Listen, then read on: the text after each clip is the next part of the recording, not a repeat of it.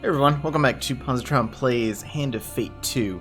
So this is going to be going through the Judgment challenge. Now, I don't believe that there's going to be a huge amount of changes here, so I'm not going to go through the entire thing. Also, because this was an extremely long mission. This was like an hour and a half mission, essentially. So what I'm going to do is, the significant changes that I do know is that now that we have the Platinum Companions, the end of each level should have a different outcome now. So what I'm going to do is I'm going to play through each level, get to the end, and then when we go through that section, I'm going to show off that encounter. So you'll see that event, and you'll see the new changes with the Platinum Companions, and also the appropriate order, because I know you specifically have to use specific companions for each one in order to get the goals. So we're going to do that, so I'll see you in a moment.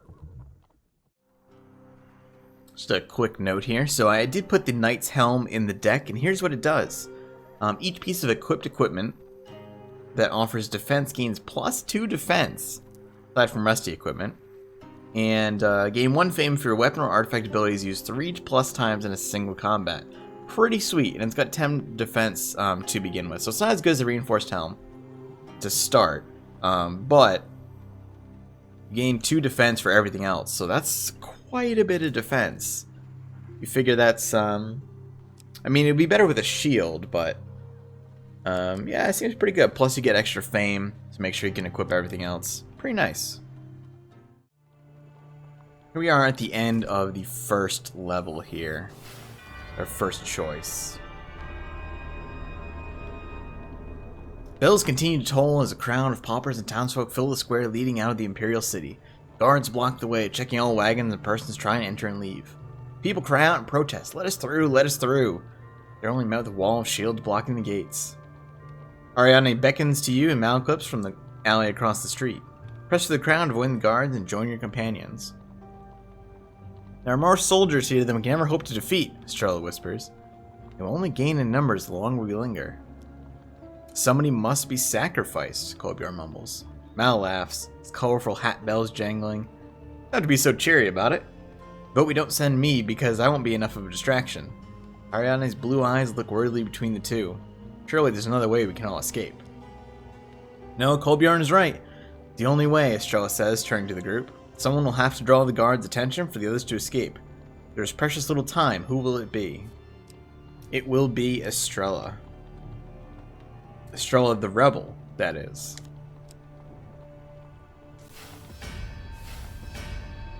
Estrella waits for you all to get to the front of the crowd near the gate. Then, like a martyr to the gallows, she steps up onto the merchant's cart. Soldiers of the Empire, her voice rings clear and commanding. Square falls silent, save for the ringing of the bells in the distance. I am Estrella Fiore, former captain of the Empire and the Emperor's assassin. For a shocked pause, guards spring into action, shoving past peasants to get to Estrella. With no fear in her eyes, she glances to you, Mal, Ariadne, and Kolbjorn, nodding in acceptance. Suddenly, there is a shout from one of the peasants. It's the savior of Far Water. She saved the town from an army with naught but 4 people on her side, another calls out. Peasant King. He said she would return to lead us to freedom. Like a great machine whirring into action, the peasants turn as one and charge toward the city gates. Silence this rabble, capture the conspirator, a captain cries out, for he is knocked out cold by a traitor's soup pot. Seeing her opportunity, Estrella slips into the crowd and rejoins you and your companions as the soldiers scramble to fend off the rioting crowd. Without stopping to look back, you flee the city and head northeast toward the marshes. Oh, that's so cool! Oh, that's such a great change to the story when she's platinum. Savior of Far Water, eh? Mal quips as you flee into the swamps. Estrella smiles. We got lucky. We can't hope to survive on luck alone. She turns to Ariadne. You know these parts. Where do we go from here? Ariadne looks over the marshland. West of here is a bridge across the river, and beyond that is the way to the mountains. And beyond the mountains is the marigold fields and the caravan. Alright. Well, I will head over there and see you in a moment. Here we are at the end of the marshlands. Actually, a quick little note here. So I have... Oh, I don't know if I can actually see the blessings. Oh yeah, I can. So I have Morton's Magic Door that I picked up here. Escape optionally move directly to the level exit after any encounter where you gain a life pain card. That does not work. I don't know if it doesn't work entirely on this map, or if it's a matter of going through the guards, the heavy guarded stations. If you fail one of the things, you get a pain card. It does not work on that. So it's kind of an important note if you end up getting that and expecting that.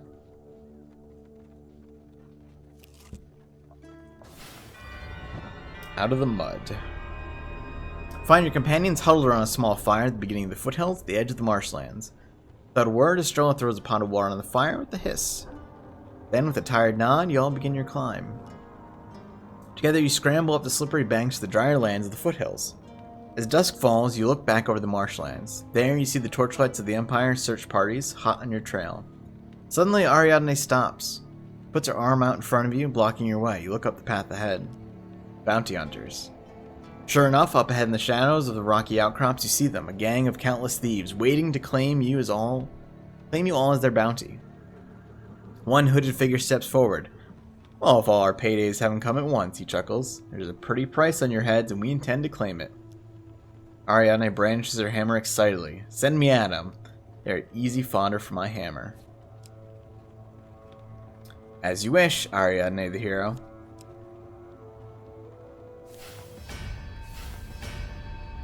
Ariadne strides up the hillside toward the hooded figure, twirling her great hammer in her hands. Ready to have a good time, lads. Thief trips over himself as he backs away. It's that one that done felled and Dragnar the Mighty. Ariadne lets out a booming laugh. And now I'll squash the lot of you. She raises her hammer over her head. I don't care what the bounty is, one of the thieves cry. I'd rather keep my skull intact. The small army of thieves exchange look with one another before scattering in fear. Well, that was disappointing. Ariadne smiles from ear to ear as she returns. Did you see how they ran for me? I must be making quite a name for myself. It's like such an Ariadne thing. It's perfect.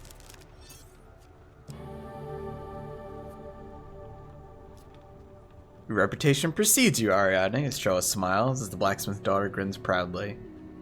You all make your way over the range into the snowy hinterlands of the Empire. Alright, Kolbjorn's turn will be coming up soon. Okay, so apparently I stand corrected. I'm not sure why it didn't work on the previous map, but this time I got a pain card from, I missed one of the gambits, and then after the combat, Morton's magic door popped up. So I'm actually not sure why it didn't work on the previous map under the exact same conditions. But I will use it. And we will immediately go into Kolbjorn's encounter here. You join your companions at the foot of the pass as planned. As you begin your ascent, northern warriors emerge from the craggy rocks and block your path. Clan Crowfoot, Kolbjorn growls. They who burn my village and my people to ash. Rogvir's successor, a smaller, much younger northerner, steps forward as you approach. Kolbjorn of Clan Eyebright, he calls. You bested us in battle, and as right, we bear no qualms with you. You cannot bring the Empire here. Turn back. There's only one way forward to the Marigold Fields and to the caravan. The other directions only spell death. You must send one to parley with Clan Crowfoot. Well, obviously this will be Kolbjorn the ally. Kolbjorn approaches Clan Crowfoot. They bow to him, and he in turn bows. Talk quietly to one another. In a tense moment, you fear it will turn to blows, but Rogvir's successor merely clasps Kolbjorn by the neck. Rogvir was right to fear your return, he shouts. The Emperor is dead. It is as the High Priestess desired. It would be Clan Crowfoot's honor to hold the pass while you and your comrades make your escape. Together, you make your way over the pass while the Northerners move back into hiding to wait for your pursuers. Awesome. Oh, that's so cool. Kind of nice, actually, seeing that moment of peace amongst, so much otherwise death and destruction going on.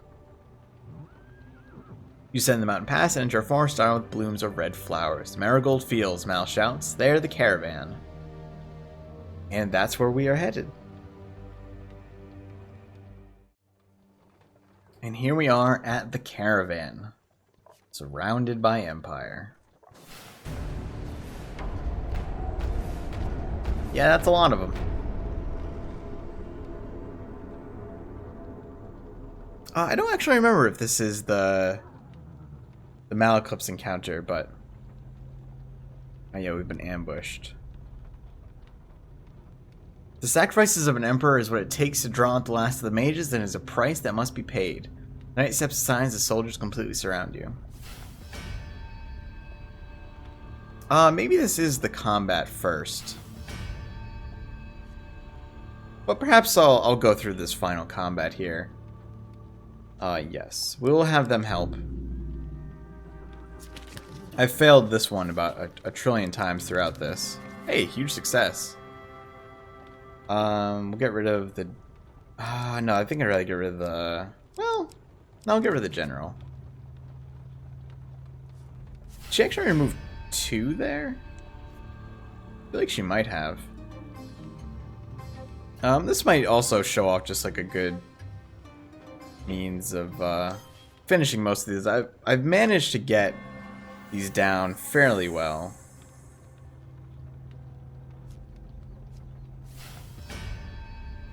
Yep, and this will be the dice roll. I do have the ring. Ooh, that's not a good roll though. Anything more than a 2 will give me success here though. That'll do it. Very nice. Honestly, I think we're gonna get rid of the phalanx. I mean, it seems silly not to remove one of the brimstone enemies, but these are just so much easier than the phalanxes to deal with.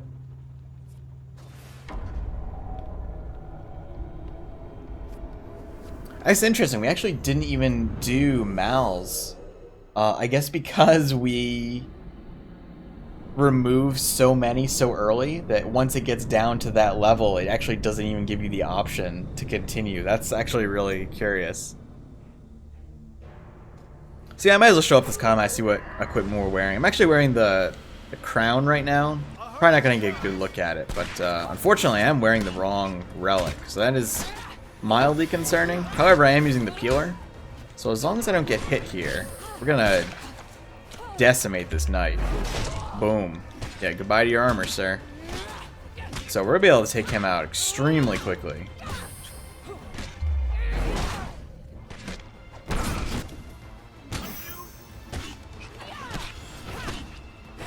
In fact, we're essentially stun locking him here, which is kind of hilarious.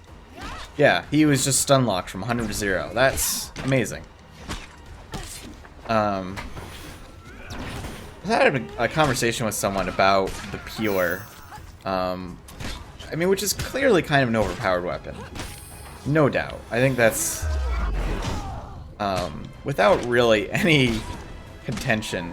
However, I do feel like in these later encounters, it makes the combat flow at a pace that seems more fitting. Because I really like these high enemy count encounters. However, I don't like it when I've got a weak weapon and it just feels like such a grind. But when you're able to take out enemies like this and feel powerful, it kind of puts into perspective, you know, like how fun the combat actually can be when you're able to kill enemies on the regular. It's also nice just to have more enemies. It would be nicer if they're a little more aggressive. I think just overall, more enemies, slightly more aggressive, slightly less health, I think is... If I was going to armchair game design, that would be the path I would take.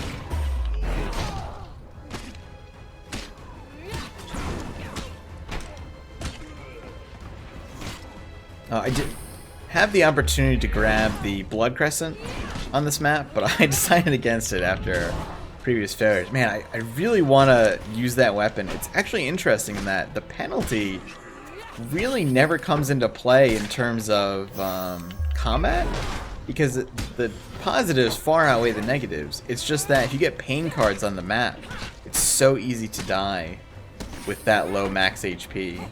It's kind of a bummer, because this is a really fun and kind of ridiculous weapon to use.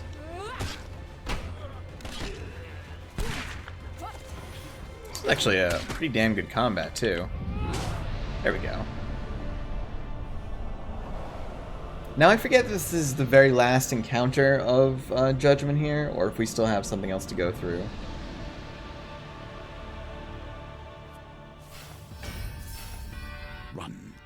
Run towards our inevitable meeting. These moments are cast in stone, but the future is yet malleable.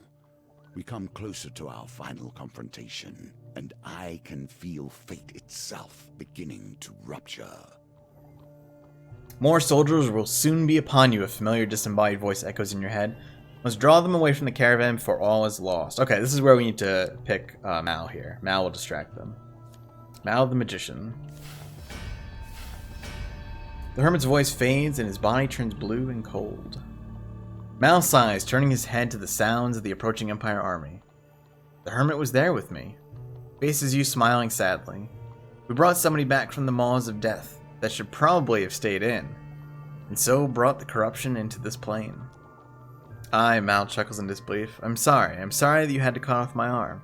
It must have been horrific, and I'm sorry that I won't be here to explain more. The one who awaits you in the caravan will do the wise thing. The bard's well-styled mustache twitches with a wry smile. I'll miss you, coin slave. Before he can protest, the bard disappears in a cloud of confetti. You hear Mal's spells crackle in the distance as he leads the soldiers away.